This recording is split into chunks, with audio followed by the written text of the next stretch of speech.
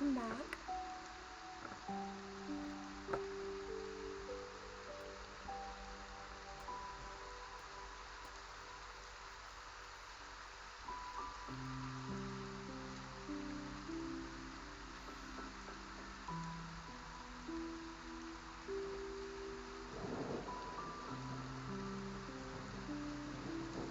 Just to remind you, excuse me once again, it's okay. It's really okay to take a couple seconds, take a mental break, let yourself settle in.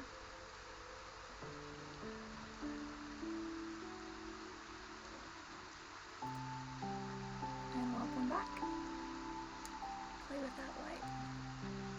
You like that? It doesn't really make a difference. Okay. So, hi again. Welcome back to Evolution. We're going to start digging into some population genetics, talking about positive selection. And I had this sort of all ready to go, set out.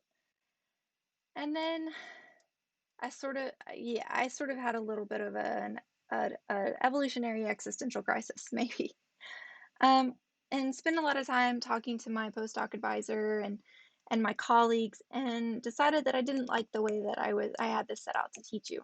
So things are going to be kind of simplified a little bit based on what's in your book. Your book gives you a lot of equations. We're not going to dig into a whole lot of that. And then what I'm going to work on producing for you is a simulation to let you play with these different parameters that we're going to talk about sort of conceptually in lecture today.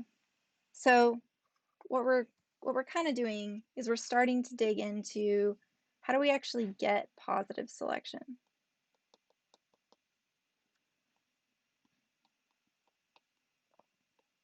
Okay. So just to remind you of concepts that we've already covered, make sure that those are all fresh in your mind. So we're going to use A to represent an allele, and we can use a subscript to represent different alleles. A1 and A2 would be different alleles of the same gene. So far we've just, excuse me, so far we've just focused on two allelic systems, but you know from genetics that there can be many, many, many alleles for genes. Okay, and then another thing that we talked about was absolute fitness.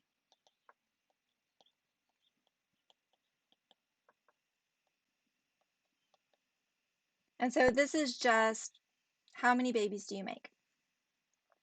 And then we talked about relative fitness.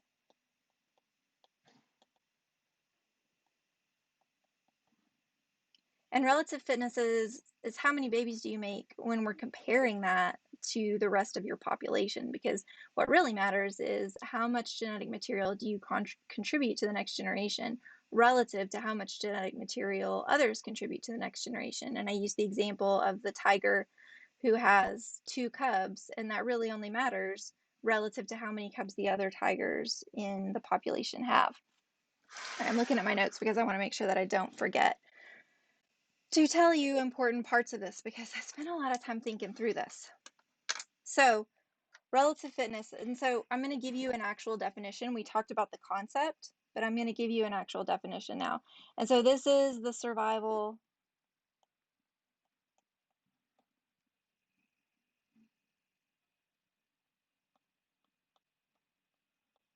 and or reproductive rate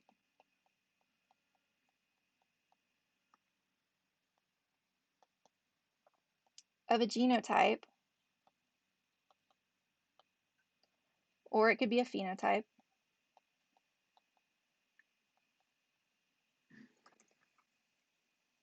relative to the population maximum.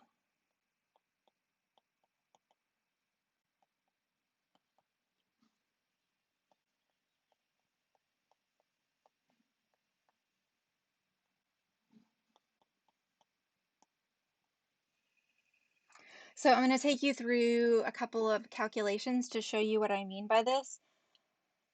What I'm really interested in is the concept. Do you understand the concept? But the calculations, the numbers can maybe kind of help you understand the concept.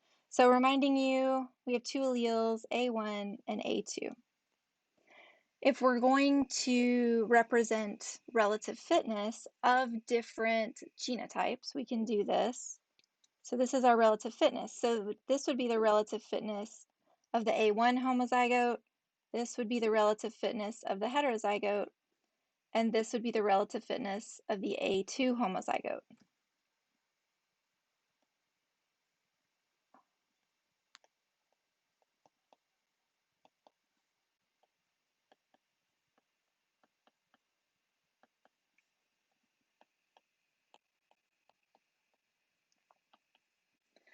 So what we're looking at is the genotype, right? Do they have two A1s? Do they have an A1 and an A2, or do they have two A2s? So what are their alleles? And we're looking at it just one specific location in the genome, just one specific genotype. And we're interested in what's the relative fitness of this particular genotype.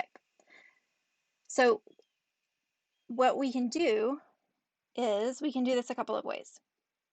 And I'm going to show you survival first. So let's just imagine that these different genotypes have different survival rates. So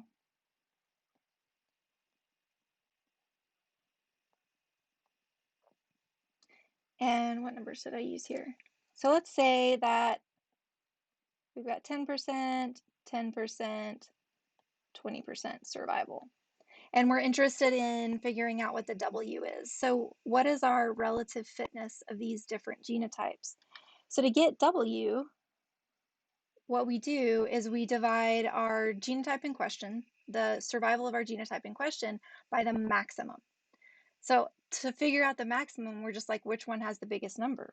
So the maximum in this case would be here, right? A 20% survival rate is higher than a 10% survival rate. So in every case, we're going to divide by 20.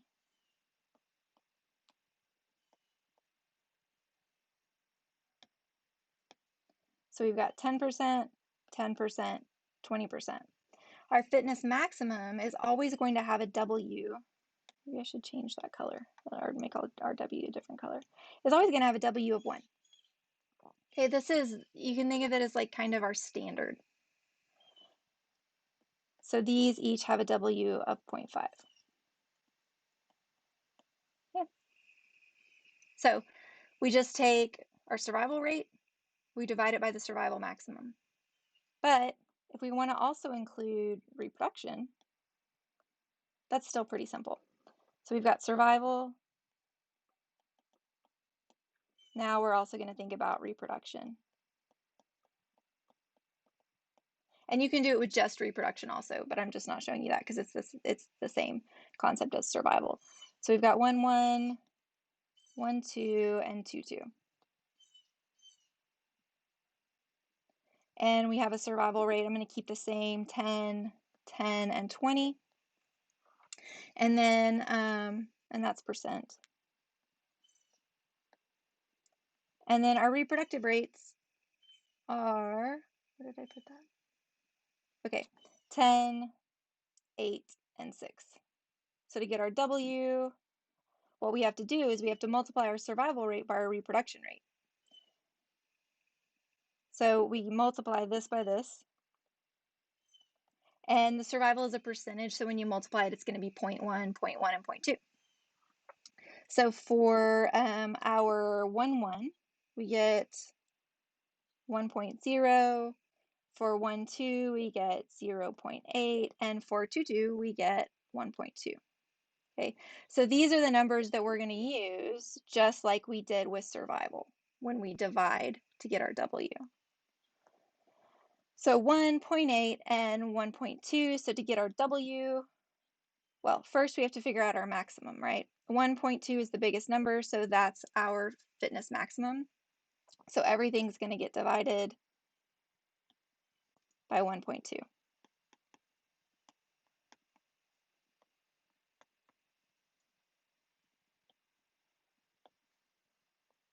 How did I do that before? Did I? Okay. So we're going to divide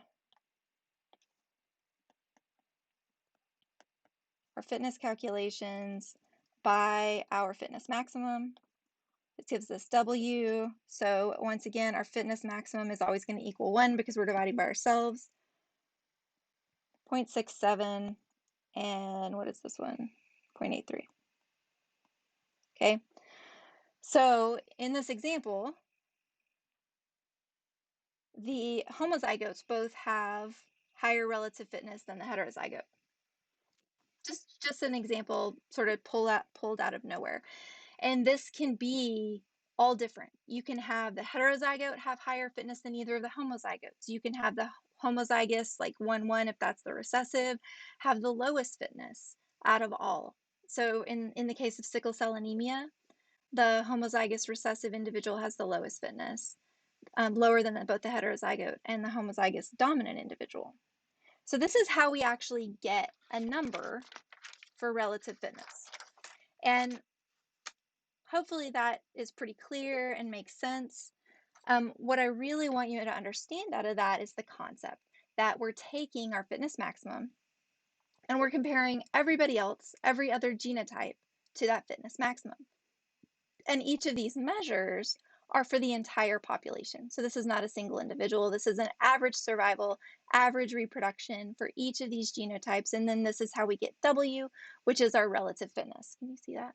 My head's in the way. Okay. Okay. So, was there other things I wanted to define for you? Yes.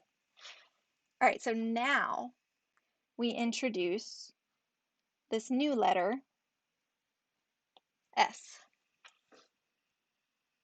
Okay.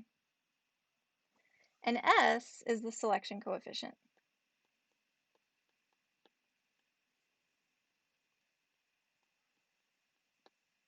Sorry, I can't spell efficient. Selection coefficient.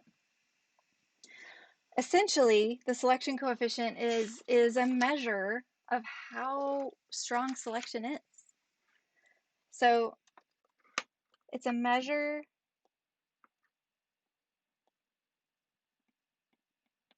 of the advantage or potentially the disadvantage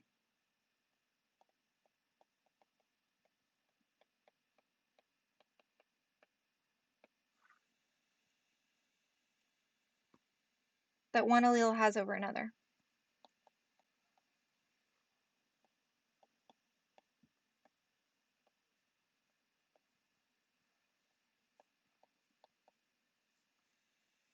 Okay, and it measures this just like everything. We're talking about fitness, right?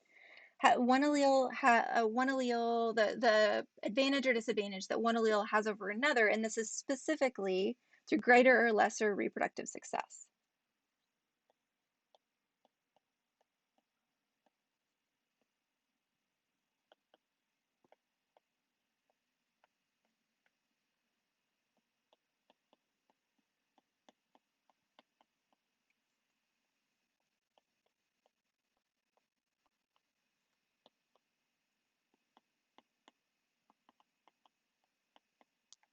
In the individuals who carry it. Okay, so S is like, how advantageous or disadvantageous is this allele? And the rest of that stuff is just saying we're measuring the fitness, right? That's something we already know. So if we look at fitness, is this how advantageous or disadvantageous is this allele? And you can technically have a selection coefficient from 0 all the way up to 1, but that's not realistic. In natural populations, your selection coefficient goes from 0 to 0.1. In natural populations, a selection coefficient of 0.1 is really, really strong. And 0 means there's no selection acting. There's no selection acting on that specific locus. So at that specific locus, we would be in Hardy-Weinberg equilibrium, right? From generation to generation. Okay, so that's our selection coefficient. So what do we do with that? Let me see. How long have we been talking? Do we need 14 minutes? Let's take a break. So introduced selection coefficient, ruminate on that, And then when we come back, we're going to actually do some things with that concept of a selection coefficient.